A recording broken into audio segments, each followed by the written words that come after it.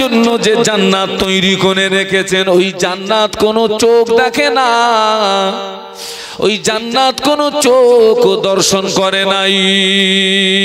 আল্লাহ পাক মুমিনদের জন্য জান্নাতের ভিতরে একটা পুরুষের জন্য আল্লাহ পাক 70টা করে হুর রেখে দিয়েছেন। একটু বলুন না সুবহানাল্লাহ, একটু মহব্বতে বলুন না। আল্লাহ একটা মুমিনকে জান্নাতে কটা করে হুর দেবে? 70টা। দেখুন একটা জিনিস দেখুন, দুনিয়ায় কিন্তু একটা পুরুষ একই সঙ্গে 4টের বেশি বিয়ে করতে পারবে না। বিধানটা কার? একই সঙ্গে 4টের বেশি 5টা বিয়ে করতে পারবে না। এই বিধানটা যে আল্লাহর, ওই আল্লাহর বিধান হলো আমার আল্লাহ পাক জান্নাতের ভিতরে আল্লাহ তার মুমিন বান্দা দিগকে একই সঙ্গে 70টা করে হুর দান করবে। ওই হুর পৃথিবীর জমিনে যদি জান্নাতের হুর একবার যদি হাতের তালুটাকে বার করে দেয়, ওই হুরেদের হাতের তালুর আকর্ষণে তামাম পৃথিবীর মানুষ পাগল হয়ে যাবে। যুবকও পাগল হবে, বুড়ো পাগল হবে, বুড়ো ছুটবে। একটু সুবহানাল্লাহ বলবেন না? আজকে তো আমাদের ঘরের ছেলেরা সব দুনিয়ার হুরের পিছনে ঘুরতেছে। আপনি জানেন অধিকাংশ মাহফিলে জেনা হয়, মানেন না? মানেন না? অধিকাংশ মাহফিলে কি হয় বলেছি? জেনা হয়, জেনা হয়। হাতের জেনা আছে, পায়ের জেনা আছে, কানের জেনা আছে, চোখের জেনা আছে। বাবাজি অধিকাংশ মাহফিলে জেনা হয়।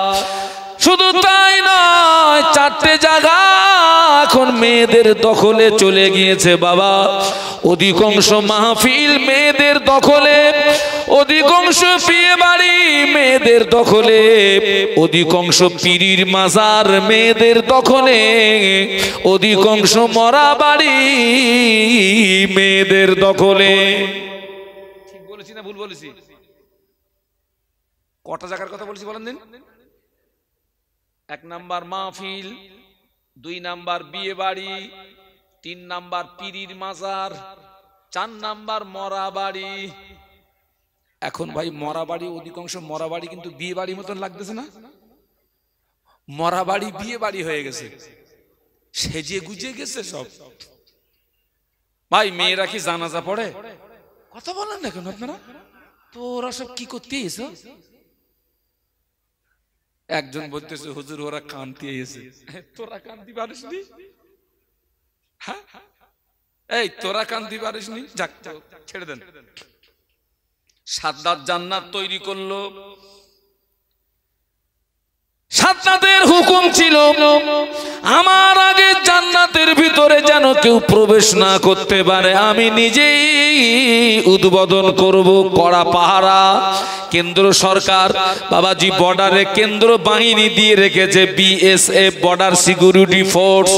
আমার দেশের অবৈধ মাল যেন অন্য দেশে না যায়, আবার অন্য দেশের অবৈধ মাল যেন আমার দেশে না আসে। এরপরেও কেন্দ্র বাহিনী থাকার পরেও ইধার কামাল উধারে যায় না, যায় না। সাদ্দাত ও যে জান্নাত তৈরি করেছে এমন বাহিনী দিয়ে রেখেছে, কথাটা এইভাবে বলতে হবে যে একটা পিঁপড়ে যেন না গলতে পারে, এরকম একটা কথা বলে না? একটা পিঁপড়েও যেন না যায়, এইরকম কড়া পাহারা। আমার আগে যেন কেউ না ঢোকে, আমি আগে উদ্বোধন করব। তার ভিতরে সব আল্লাহ যে ওই যে জান্নাতের ভিতরে তার মোমেন বান্দাদের জন্য আল্লাহ যে হুর রেখে দিয়েছেন, ও যাদের দিয়ে জান্নাতটাকে তৈরি করেছে ওদের বলেছে সব যুবতী যুবতী মেয়ের ঢোকা, ওরা সব হুর। বলুন নাউজুবিল্লাহ। আর একটু জোরে বলুন। এক কথায় যেভাবে সাজালে হয় সাজিয়েছে, কমপ্লিট হয়ে গেছে, আসছে এবারে উদ্বোধন করবে নিজে। ঘোড়ার পিঠে সওয়ার হয়েছে, ঘোড়ার পিঠে সওয়ার হয়ে সাদ্দাত জান্নাতের গেটে উপস্থিত হয়ে গেছে। বাবাজি ঘোড়ার পিঠ থেকে একটা পা জমিনে নামিয়েছে, একটা পা জমিনে আর একটা পা ঘোড়ার পিঠে। ভিতরে না বলো বাইরে। গেটে এসে দেখে গেটের ভিতরে ফকির বেশে একজন মানুষ বসে আছে। একটু সুবহানাল্লাহ বলবেন, একটু জোরে বলুন। পিঁপড়ে যেন না গলতে পারে, কিন্তু ও এসে দেখে একদম গেটের মুখে কে আছে? ভালো মানুষ টানুষ হলি তাও নেই, মানি নেওয়া যেত। ফকির। নমরুদকে আল্লাহ মেরেছিলেন কিভাবে? মশা। ও কি সুস্থ মশা না ন্যাংরা মশা? আল্লাহ পাক দেখেছেন অহংকার ফখর আল্লাহ পাক ধ্বংস করে দেন। ছোট্ট একটা প্রাণী মশা, তাও আল্লাহ পাক কিন্তু সুস্থ মশা পাঠায়নি, ঠ্যাং ভাঙা মাল। গেছে কোথায়? বলতেছে সালা মার মার। মশা যখন কামড়াচ্ছে নমরুদ সাথীদের বলতেছে বাড়ি মার। আচ্ছা ভাই মনে করেন এই হচ্ছে আমার মুখ, বা না আমার মুখ না, এটা সাদ্দাতের মুখ বা সাদ্দাতের মাথা, নমরুদের মাথা। এখন সহচরদের বলছে মার। এখন মনে করেন জুতো এই জায়গায়, যদি এই জায়গার থেকে মারে এই মারটা কি রকম, আর যদি এই জায়গার থেকে মারে কি হবে? তো যত মারতেছে নমরুদ বলতেছে ভোল্টেজ বাড়া, হচ্ছে না। ওরা আর একটু সরিয়ে এইবার মারতেছে, বলে হচ্ছে না, ভোল্টেজ বাড়া ভোল্টেজ বাড়া ভোল্টেজ বাড়া। বাড়াতে বাড়াতে একেবারে ওরে কি বলে একটা টান বলে ফুরন টান, এক বাড়িতে পুরো শেষ। সুবহানাল্লাহ বলবেন না? একটু জোরে বলে। একদম ফুরন টানতেছে একটা। ও সাদ্দাত জান্নাতের গেটে এসে দেখে জান্নাতের গেটের ভিতরে ফকির বেশে একজন মানুষ বসে আছে। আচ্ছা দেখে কি সন্তুষ্ট হবে না দেখে যাবে? হ্যাঁ, কিরাম রাগা রাখবে বলে ভাই বলেন দিন। এত সুন্দর করে জান্নাত বানালো, নিজে কি করবে? আরে মন্ত্রী আসার আগে যদি শ্রোতা ঢুকে যায় ও মন্ত্রীর সম্মান থাকবে? সাদ্দাত জিজ্ঞাসা করছে তোর নাম কি? খুব পাওয়ারে, খুব কথা বলে না, খুব পাওয়ারে। এই তোর নাম কি? ফকির বেশে মানুষ বলে আমার নাম অন্য কিছু নয়, আমি হলাম আল্লাহর পাঠানো ফেরেশতা আজরাইল আলাইহিস সালাম। একটু জোরে বলবেন না, একটু মহব্বতে বলবেন না, একটু তাকবীর দেন তো, নারায়ে তাকবীর। আরো জোরে বলুন। সাদ্দাতের কইলের পানি শুকনো হয়ে গেছে। আজরাইল, হ্যাঁ ও ফকির বেশে মানুষ বলেছিলেন আমি অন্য কেউ নই, আমার নাম আল্লাহর পাঠানো ফেরেশতা আজরাইল আলাইহিস সালাম। বলে কি খবর? বলে সাদ্দাত দাঁড়িয়ে যা, আমি তো রূহটাকে কবজ করব। চুপ করে দাঁড়া, এই নড়বি না, যে অবস্থায় আছি ওই অবস্থা দাঁড়া। যেখানে যে পা ওইখানে ওই পা, এক ইঞ্চি যেন সরাবি না। সাদ্দাত খুব অনুনয় করেছিল, আমাকে একটু সময় দাও না, আমি একটু আমার জান্নাতে প্রবেশ করব, একটু সময়। খুব অনুনয় বিনয় করেছিল, একটু একটু একটু সময় হবে। কত বলে না না, অনেকে কত সময় নষ্ট করে। ওরে বলতে চাচা এত সময় আপনি চার দোকানে এখানে সব আপনি নষ্ট করতেছেন, একটু নামাজটা পড়েন। তা বলতেছে এখনো সময় হয়নি, হজ ফরজ হয়ে গেছে চাচা, আপনি হজে যাবেন না? তো বলতেছে খোকা এখনো ছোট ছেলেটার একটা কোনো ব্যবস্থা করে দিতে পারেনি। ও চাচাজি হজে যাবেন না? হুজুর এখনো ছোট মেয়েটার বিয়ে দিতে পারেনি, তার মানে চাচা গ্যারান্টি কাটলে বসে রয়েছে ও ছোট মেয়ের বেদে হজ করে তারপর মরবে, গ্যারান্টি কাটলে বসে রয়েছে। বাস্তব বলছি না বাস্তব বলছি? অনেক জওয়ান যুবককে বলি খোকা নামাজ পড়, তো বলতে হুজুর এখনো বিয়ে হয়নি।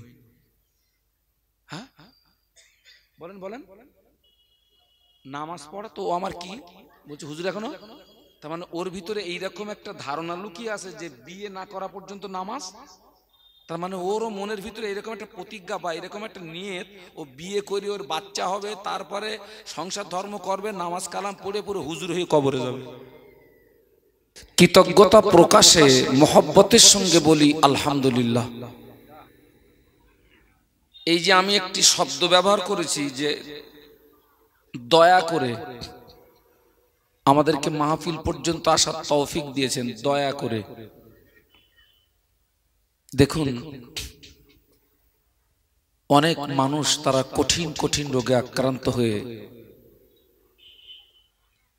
কেউ হসপিটালের বেডে,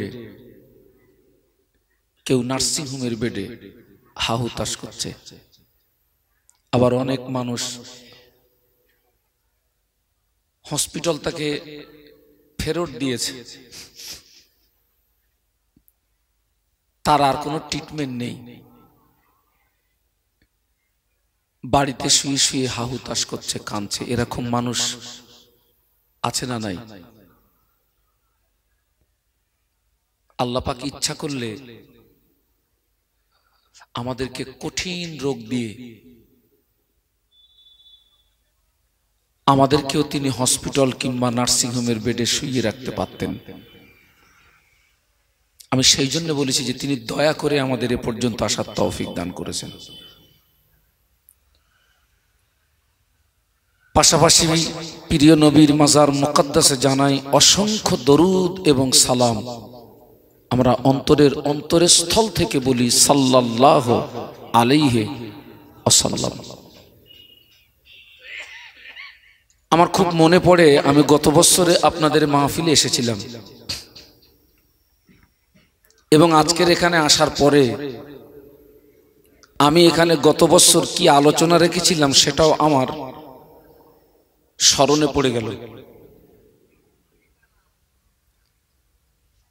আজকের আলাদা কিছু আলোচনা রাখার জন্য কোরআন শরীফের ছোট্ট একটি সূরা, আমি যে সূরাটির কিছু অংশ তেলাওয়াত করেছি আপনাদের কম বেশি জানা।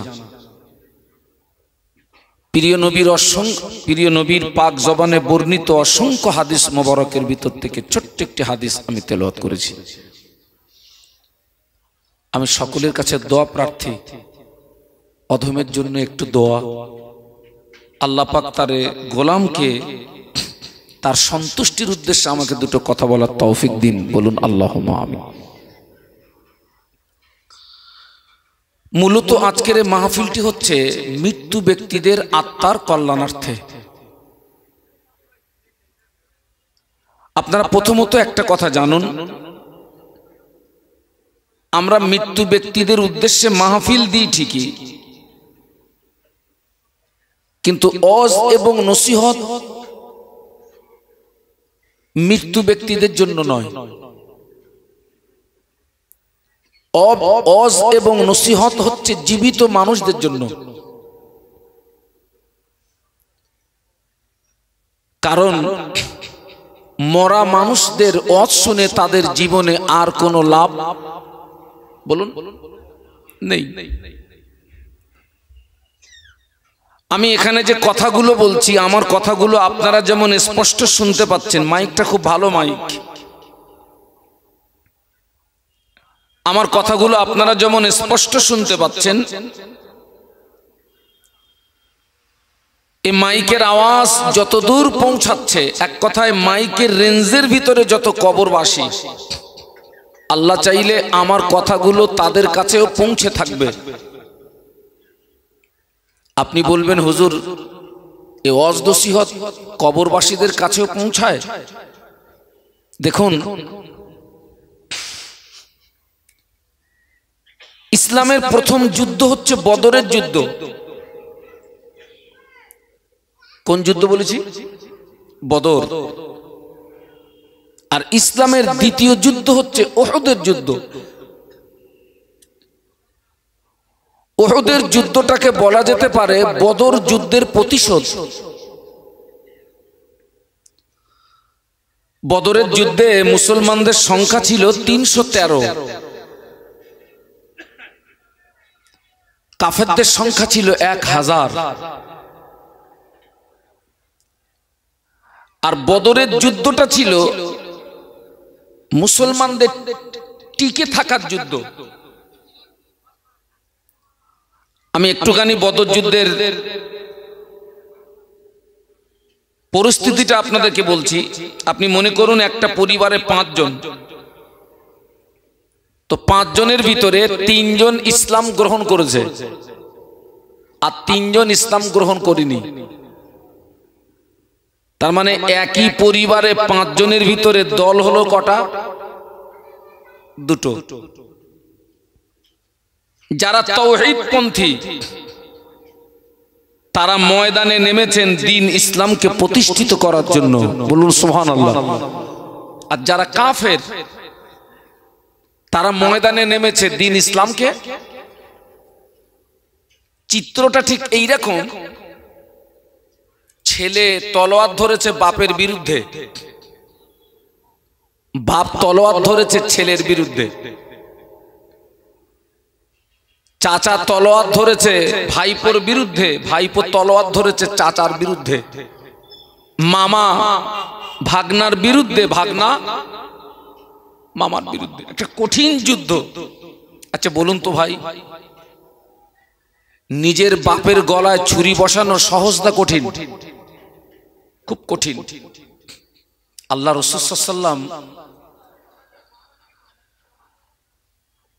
বদরের যুদ্ধে আল্লাহ পাকের দরবারে হাত তুলে কেঁদে কেঁদে দোয়া করেছিলেন, আল্লাহ পাক এই বদরের যুদ্ধে মুসলমানরা যদি হেরে যায় হয়তো ইসলাম এ পর্যন্তই সমাপ্ত হয়ে যাবে। আল্লাহ নবী কেঁদে কেঁদে দোয়া করেছিলেন, আল্লাহ পাক বদরের যুদ্ধে আপনি মুসলমানদের বিজয়ী দান করুন।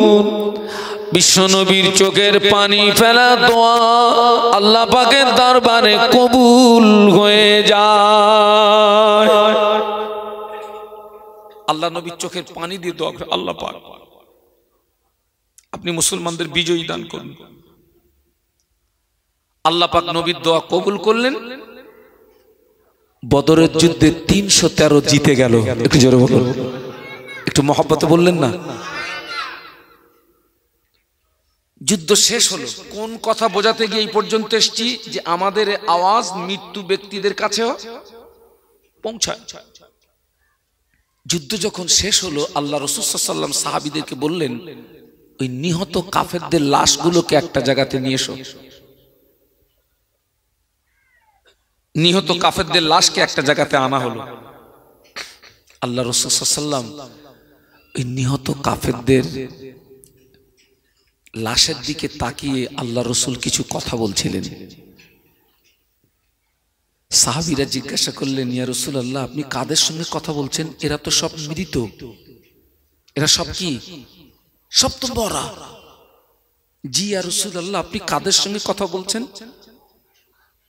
আল্লাহ রাসূল বললেন, সাহাবীরা আমার কথাগুলো তোমরা যেমন স্পষ্ট শুনতে পাচ্ছ, ওই নিহত কাফেররাও তোমাদের মতো আমার কথা স্পষ্ট শুনতে পাচ্ছে।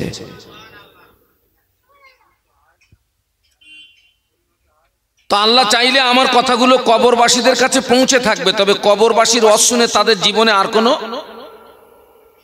আল্লাহ কোরআনে বলেছেন ওয়াযাক্কির ফাইন্না যিকরা তানফাউল মুমিনিন, বলুন সুবহানাল্লাহ। ওয়াজ নসিহতে উপকার আসবে জীবিত মুমিনদের।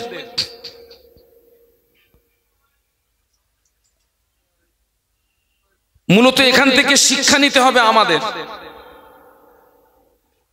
কারণ কবরবাসীরা কবরে চলে গেছেন, আমরা কবরের যাত্রী। আমরা কিন্তু ওয়েটিং রুমে আছি। এখন আমরা কোথায় আছি? আমরা ওয়েটিং রুমে আছি। যে কোনো মুহূর্তে আমাদের কনফার্ম হয়ে যাবে মউত। চলে যেতে হবে।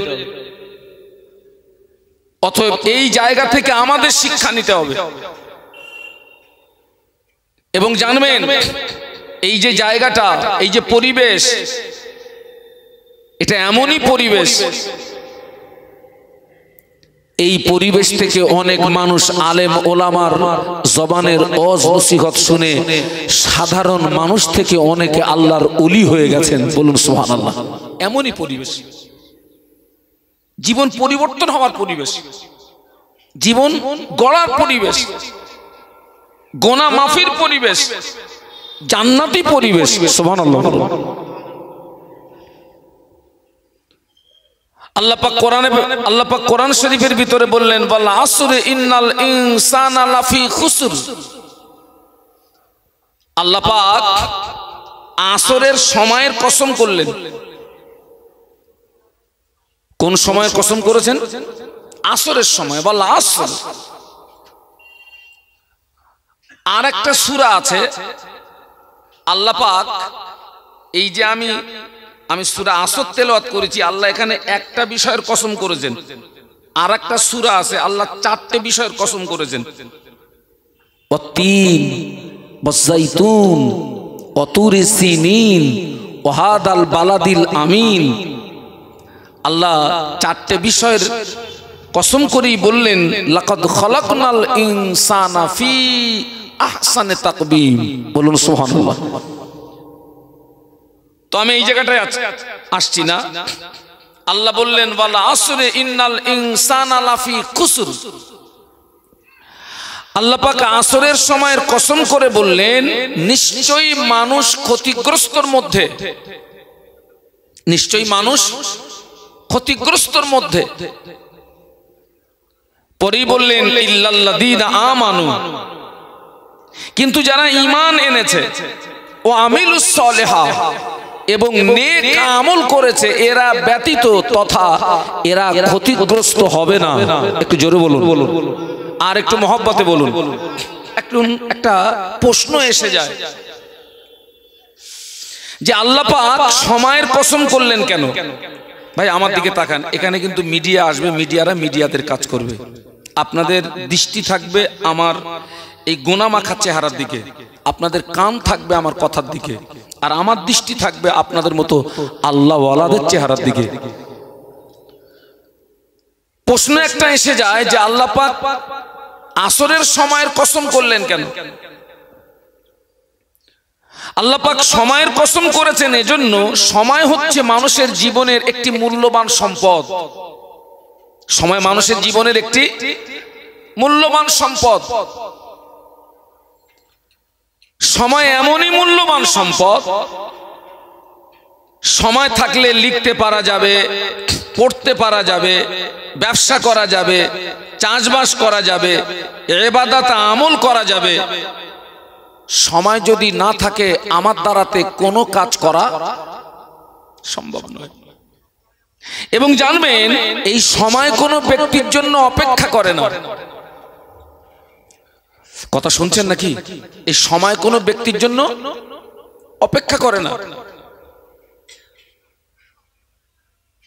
আমরা হাতে ঘড়ি ব্যবহার করি, ঘড়ির কাজ হচ্ছে টাইম দেওয়া, আর ঘড়িকে টাইম দিতে গিয়ে ঘড়ির কাঁটার কাজ হচ্ছে। আচ্ছা বলুন তো, এই জায়গাটার নাম সোদপুর। এই সোদপুর, বাগজোলা, আরো সব আশেপাশে যত গ্রাম আছে, টোটাল গ্রামের মানুষ, নারী পুরুষ আমরা এক হব, আন্দোলন করব, ঘড়ির কাঁটাটা ঘোরা বন্ধ হোক। আপনাদের কি বিশ্বাস আমাদের আন্দোলনে ওই কাঁটা ঘোরার কাজটা সাময়িকের জন্য রুকবে বলে মনে হয়? নো। তাম পৃথিবীর মানুষ যদি সম্মিলিতভাবে কোনো একটা নদীর ধারে গিয়ে আন্দোলন করি যে নদীর স্রোত বন্ধ হোক, সম্ভব? তাহলে আমাদের আন্দোলন করে আমরা দুর্বল হয়ে যাব। না ঘড়ির কাঁটা রুকবে, না নদীর স্রোত রুকবে। আপনি জানেন তাম পৃথিবীর জমিনে অনেক বরফের কারখানা আছে, বরফের কারখানা, বরফ তৈরি হয় কারখানায়। আমরা যদি কারখানা থেকে একটি বরফের দলা বার করে উন্মুক্ত বাতাসে রেখে দেই, সেটি কি হবে? আস্তে আস্তে বিগলিত হবে। আপনি 2-1 ঘন্টা পরে যাবেন, আপনি বরফ বলে কিছু পাবেন? আপনি বিনিময়ে কি পাবেন? পানি। বরফ যেমন কারখানা থেকে বার করে উন্মুক্ত বাতাসে রাখলে বরফ যেমন বিগলিত হয়, তামাম পৃথিবীতে যত মানুষ, হিন্দু হোক, খ্রিস্টান হোক, বৌদ্ধ হোক, নাসারা হোক, আমরা কিন্তু সবাই একটা টাইমে একই জায়গাতে ছিলাম। জায়গাটার নাম বলতে পারেন? হিন্দু, মুসলিম, খ্রিস্টান, জৈন, বৌদ্ধ, নাসারা, এক কথায় যত ধর্মের মানুষ আছে, আমরা সবাই কিন্তু একটা টাইমে একই জায়গায় ছিলাম। জায়গাটার নাম হচ্ছে আলামে আরওয়াহ তথা রুহের জগতে। এখানে একটা জিনিস বুঝুন, একজন অমুসলিম মহিলার গর্ভ থেকে যে বাচ্চা ভূমিষ্ঠ হয়, সে কিন্তু অমুসলিম হয়েই জন্মগ্রহণ করে না। একজন খ্রিস্টান মহিলার গর্ভ থেকে যে বাচ্চা ভূমিষ্ঠ হয়, সে কিন্তু খ্রিস্টান হয়েই জন্মগ্রহণ করে না। আল্লাহ রসুল বলেছেন, কুল্লু মাউলুদিন ইউলাদু আলাল ফিতরাতি, প্রতিটি নবজাতক শিশু সে তার প্রাকৃতিক ধর্ম ইসলামের উপরে জন্মগ্রহণ করে। একটু জোরে বলো। সে তার জ্ঞান বুদ্ধি হওয়ার পরে তার পিতামাতা তাকে যে রাস্তা দেখায়, সে সেই রাস্তা অবলম্বন করে। তো আমরা সব ছিলাম রুহের জগতে। 2 নাম্বার জগৎ হলো মায়ের পেট। 3 নাম্বার জগৎ হলো দুনিয়া। 4র্থ নাম্বার জগৎ হলো কবর। কবরটা শেষ জগৎ নয়, মাটির নিচে রয়েছে অসংখ্য জগৎ। একটু বলুন আল্লাহু আকবার। একটু জবান খুলুন আর একটু আওয়াজ তুলুন। ওই যে আমরা সূরা ফাতিহা পড়ি, আলহামদুলিল্লাহি রাব্বিল আলামিন। আলামিন হচ্ছে বহু বচন, আলামিন।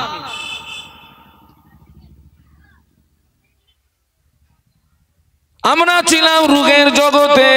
রুহের জগৎ থেকে আল্লাহ পাক আমাদেরকে আনলেন মায়ের গর্ভ নামক জগৎ। মায়ের পেটে থাকাকালীন এই দুনিয়ার জগতে কতদিন থাকবো, সেই সময় সীমাটা আল্লাহ পাক বেঁধে দিয়েছেন মায়ের পেটে থাকাকালীন। এই দুনিয়ার জগতে কতদিন থাকবো সেই সময় সীমাটা আল্লাহ পাক নির্দিষ্ট করেছেন, আল্লাহ পাক নির্ধারিত করে দিয়েছেন, বেঁধে দিয়েছেন। কোথায় থাকাকালীন? মায়ের পেটে। এখন আপনাদেরকে বোঝানোর জন্য বলছি, আল্লাহ সময় বেঁধে দিয়েছেন 50 বছর। কতদিন? কোথায় থাকার জন্য? দুনিয়ায় থাকার জন্য। আমাদের ভূমিষ্ঠ হওয়ার 3 দিন আগে এক শ্রেণীর ফেরেশতা, ওই ফেরেশতাদের নাম হলো মালাকুল আরহাম।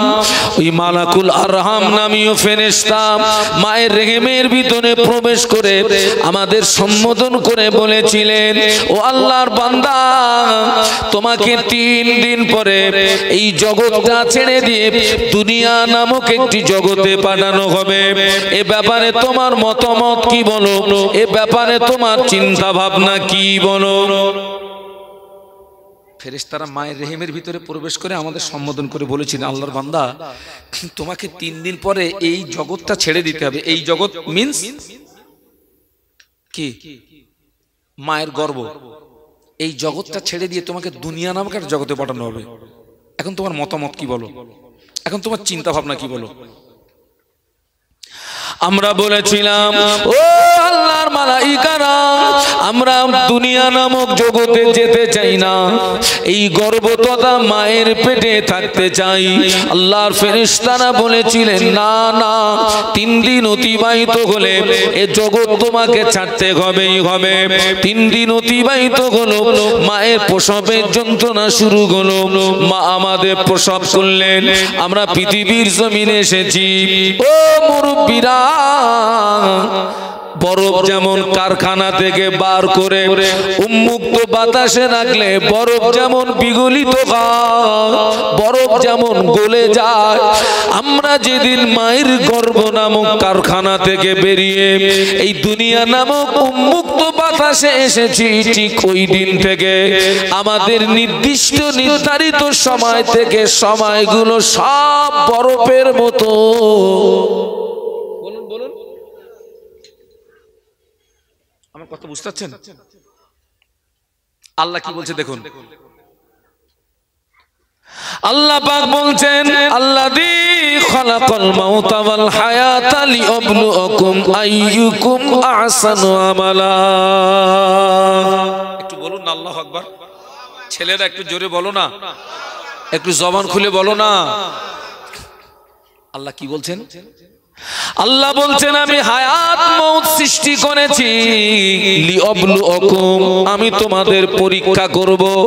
ওই পরীক্ষাটি কি হবে? পরীক্ষাটি হবে আইয়ুকুম আহসানু আমালা।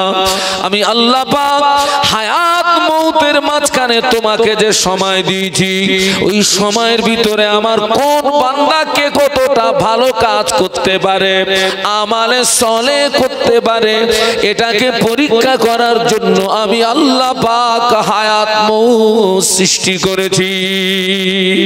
কে কতটা কি করতে পারে? আল্লাহ কিন্তু বলেনি যে আকসারু আমালা, কে কত বেশি আমল করতে পারে। আল্লাহ বলেছেন আহসানু আমালা, কে কত ভালো কাজ করতে পারে, ভালো ভালো আমল। কি আমল? ভালো আমল।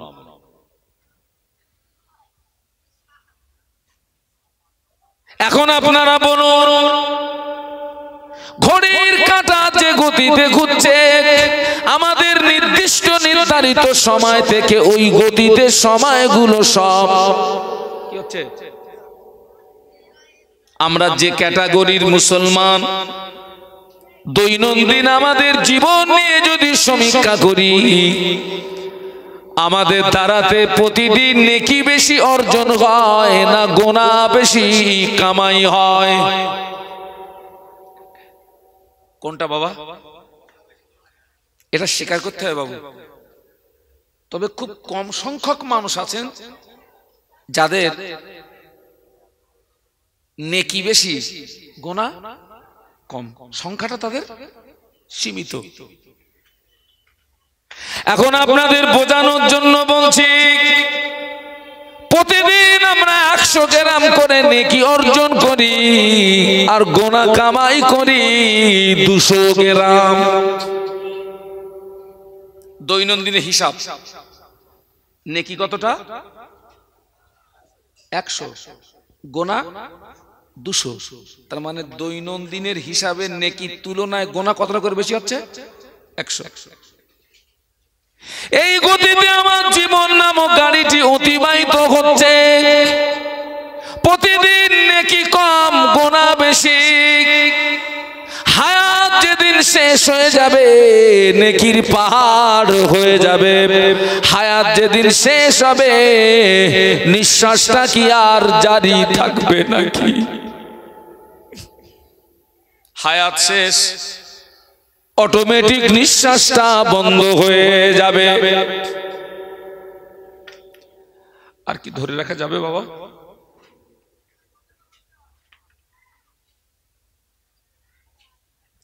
ও আমার মা, হায়াত শেষ, নিঃশ্বাস বন্ধ হয়ে যাবে। অনেক মুমূর্ষ ব্যক্তিকে দেখবেন গলার কাছে ঘড় ঘড় করে আওয়াজ হয়, কথা বলতে পারে না, জবান বন্ধ হয়ে গেছে। মেয়ে আব্বার গালে পানি দেয়, ছেলে আব্বার গালে পানি দেয়, বৌমা শ্বশুরের গালে পানি দেয়। দেখতে পাওয়া যায় পানিটা গালের ভিতরে থেকে যায়, ভিতরে যায় না। আপনারা দেখেছেন না? দেখেন, পানি দিচ্ছে, পানিটা কোথায়? মুখে। এই দুই দিক দিয়ে কি হচ্ছে? ভিতরে যাচ্ছে না। আচ্ছা বলুন তো কারণ কি ভিতরে যাচ্ছে না কেন?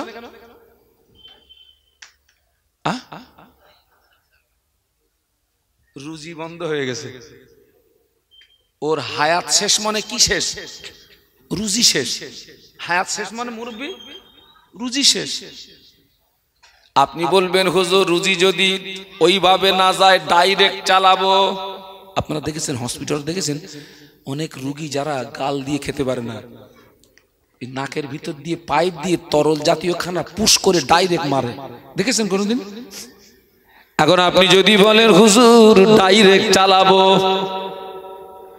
ও মুরব্বি আপনি যদি ডাইরেক্ট 100 গ্রাম তরল জাতীয় খানা যদি ভিতরে পুশ করে দেন, আপনার আব্বা 200 গ্রাম বমি করবে। দেবেন 100 ভিতরে তুলবে। বাস্তব বলছি না বাস্তব বলছি? ডাইরেক্ট মারলে 100 গ্রাম খাদ্য দেবেন, ও 200 গ্রাম বমি করবে।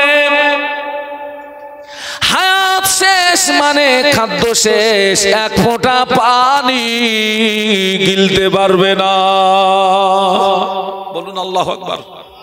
আর একটু জোরে বলুন, আর একটু মহব্বতের সঙ্গে বলুন। 1 ফোঁটা পানি গিলতে পারবে না বাবা, 1 ফোঁটা পানি।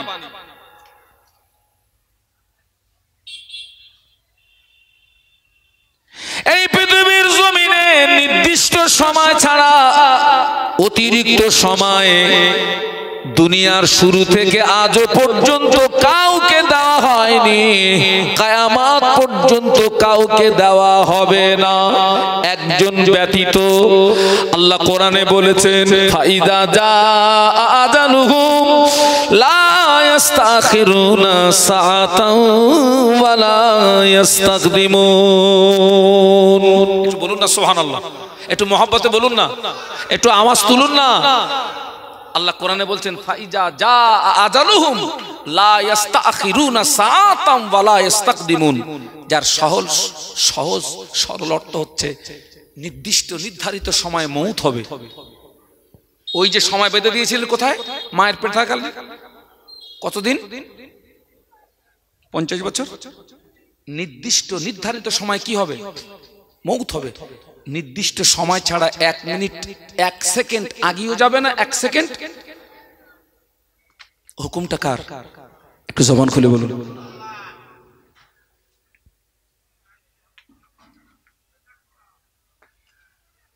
আপনাদের মনে থাকা উচিত এই পৃথিবীর জমিনে একজন ব্যক্তি দুনিয়ায় জান্নাত তৈরি করেছিল। আল্লাহর জান্নাত ভালো লাগে না, আল্লাহর জান্নাত তার পছন্দ হয় না, দুনিয়ায় জান্নাত তৈরি করলো। ওই ভদ্রলোকটার নাম কি জানা আছে? কে? সে কি মরে গেছে না বেঁচে আছে? না চাচা, কোথায় মরে গেছে?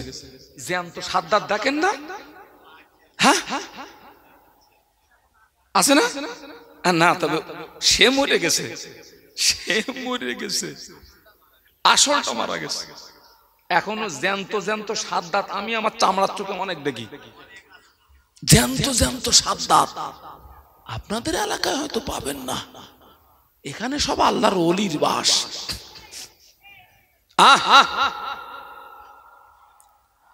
সাদ্দাত